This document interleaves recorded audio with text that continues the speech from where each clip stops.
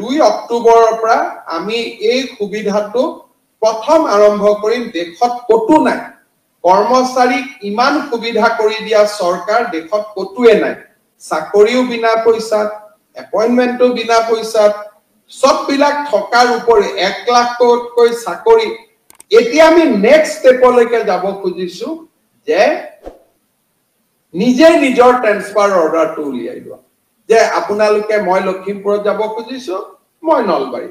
খালি আমাৰ কাৰো অসুবিধা হ'ব নালাগে আৰু একেটা সুবিধা ইৰিগেশ্যন ডিপাৰ্টমেন্টত থাকিব পিডব্লিউডিটো থাকিব খালি অফিচাৰৰ ক্ষেত্ৰত এই সুবিধাটো নাথাকে কাৰণ অফিচাৰ সকলক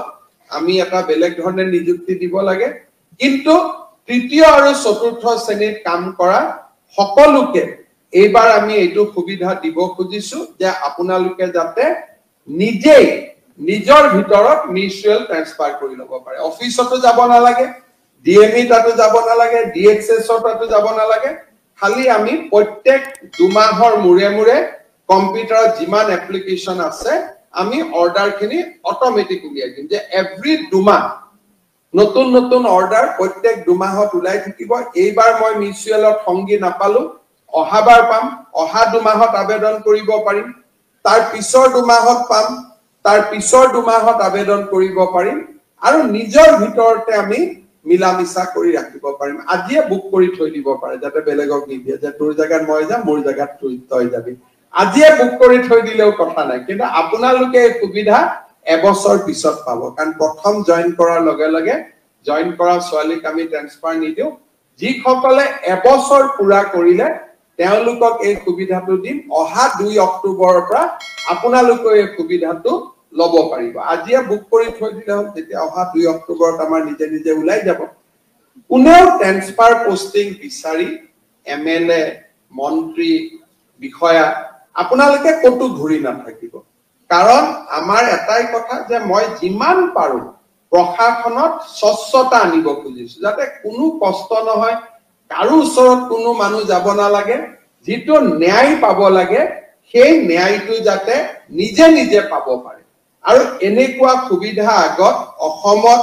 কোনো চৰকাৰৰ দিনত কোনেও আগতে পোৱা নাই প্ৰথমবাৰৰ বাবে আমি এই সুবিধা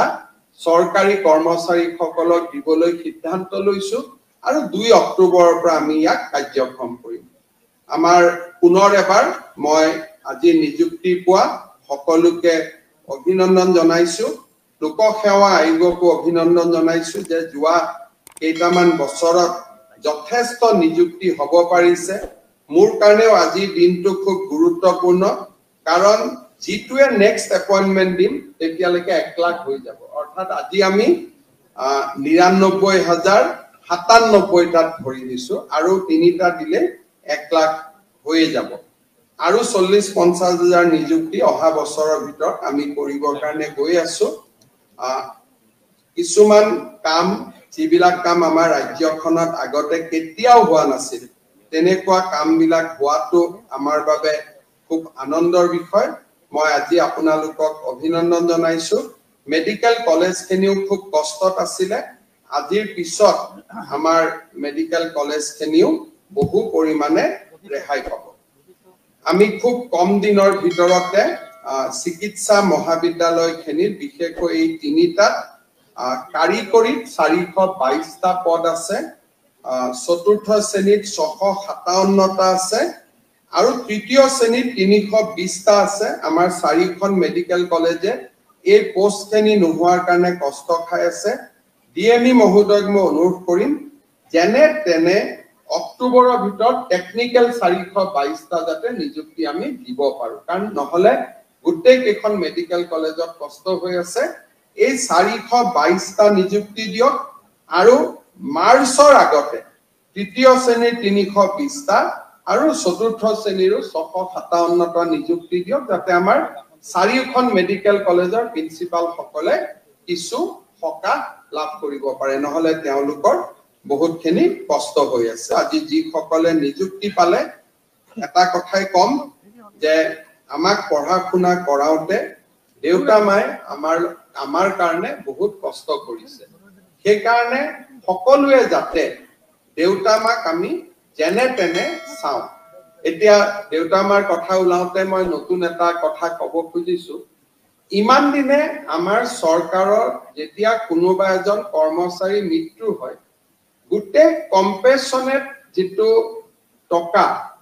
অকল ঘৈণীয়েক গৰাকীয়ে পাইছিল এতিয়া আমি নতুনকৈ এটা ব্যৱস্থা কৰিব খুজিছো যে 20% বৃদ্ধ দেউতাক মাকে পাব 80% হে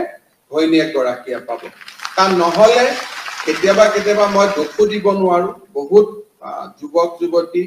ডেকা বয়সতে কেতিয়াবা এক্সিডেন্ট আদিত মৃত্যু হয় স্বাভাৱিকভাৱে ঘৈণীয়েক গৰাকীয়ে কৰবাত বিবাহ পাশত আবদ্ধ হয় এটো কোনো বেয়া কথা নহয় আমি তাক ভাল বুলিয়ে কম কিন্তু যেতিয়া ছোৱালীজনী বেলেগ এটা পৰিয়ালত গুচি যায় বৃদ্ধ দেউতাক মাকৰ মৃত লৰাজনৰ দেউতাক মাকৰ খুব কষ্ট হয়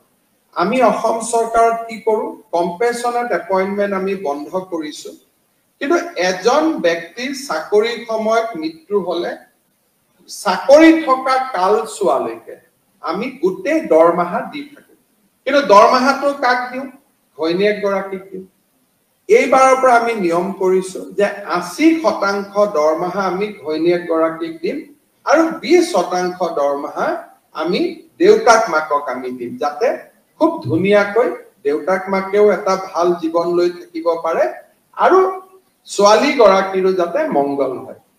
এই কথাখিনি মই উল্লেখ কৰাৰ মূল কাৰণটোৱে হ'ল এইটো যে আমি খুব আমাৰ জীৱনত খুব সংবেদনা থাকিব লাগে আমি সেনসিটিভ হ'ব লাগে দেউতা মাই আমাক পঢ়ুৱাই কষ্ট কৰি ইমানখিনি ডাঙৰ কৰিলে কেতিয়াবা আমি লৰা সকলে যেতিয়া বিয়া বাৰু কৰো লৰা ছোৱালীক স্কুলত পঢ়াবলগীয়া হয় সমস্যাত আমি সবেই থাকো দেউতা মাৰ কথা পাহৰি যাওঁ এইটো যাতে আমি অকনমান নিজক সদায় টিপি থাকো আঙুলি দি যে মোৰ দেউতা মাৰ প্ৰতি মোৰ দায়িত্বটো পালন কৰিছো নে আৰু আমি সকলো লৰাই যদি নিজৰ দেউতা মাৰ প্ৰতি দায়িত্ব পালন কৰো কোনো দেউতাক মাকে বৃদ্ধাশ্ৰমত থাকিব নালাগে আজি আমি আমাৰ দায়িত্ব পালন নকৰো কাৰণে দেউতা মা বৃদ্ধাশ্ৰমত থাকিব লাগে আৰু আইতা সকলক দেখিলে মনটো বেয়া হৈ যায় সেই কাৰণে মই সকলো চৰকাৰী আজি যোগদান কৰা কৰ্মচাৰী সকলক বিষয়া সকলক মই অনুৰোধ কৰিম যাতে আপোনালোকে জীৱনৰ প্ৰতিটো ক্ষণতে নিজৰ দেউতা মাই আমাক এই পৰ্যায়লৈকে লৈ আহিলে মই জানো যে এগৰাকী ছোৱালীক নাৰ্ছ পঢ়াবৰ কাৰণে ইঞ্জিনিয়াৰ পঢ়াবৰ কাৰণে দেউতাক মাকে কিমান কষ্ট কৰে আপোনালোকে যাতে কোনো সময়তে দেউতাক মাক কষ্ট পাব নিদিয়ে প্ৰথম সকলোৱে থাকে লাহে লাহে বিয়া বাৰু হোৱাৰ পিছত নিজৰ লৰা ছোৱালী হোৱাৰ পিছত আমাৰ বিষয়বিলাক অলপ কমপ্লিকেটেড হৈ গৈ থাকে এটা কথা মই সদায় অনুৰোধ কৰিম যে মোৰ লৰা ছোৱালীৰ পৰা মই যেনেকুৱা মৰম আশা কৰো মোৰ পৰাও মোৰ দেউতা মাই তেনেকুৱাই মৰম আশা কৰে it is a cycle of love আমি সদায় মনত ভাবি থাকো যে মোৰ লৰাটোক লৈ মই খেলি থাকো ফুৰ্তি কৰি থাকো আৰু মই মনত ভাবি থাকো যে মোৰ লৰাটোৱে মোক সদায় এনেকে মৰম দি থাকিব কিন্তু মোৰ লৰাটোক মৰম কৰি থকাৰ সময়ত অকনমান সময়ৰ কাৰণে মই পাহৰি যাওঁ যে মোৰ দেউতা আৰু মাৰ বুকুখনো খুদা হৈ আছে মোৰ অপেক্ষাত তেওঁলোকে ৰখি আছে গতিকে নিজৰ লৰা ছোৱালীৰ প্ৰতি দায়িত্ব পালন নিজৰ পৰিয়ালৰ প্ৰতি দায়িত্ব পালন লগতে নিজৰ দেউতাক মাকৰ প্ৰতিও দায়িত্ব পালন ইয়ে জীৱন একোটা সফল কৰি তোলে ই আমাক এটা সাৰ্থক জীৱনৰ অধিকাৰী কৰি তোলে আমাক একোজন পূৰ্ণাংগ মানুহ কৰি তোলে আৰু যি লৰা ছোৱালীয়ে নিজৰ দেউতাক মাকক সন্মান কৰে সি কাৰ্যালয়তো কেতিয়াও অন্যায়ৰ হকে থিয় হৈ থাকিব নোৱাৰে সি নিজৰ ওয়াৰ্ক প্লেসতো সদায় এজন পূৰ্ণাংগ মানুহৰ দৰে কাম কৰে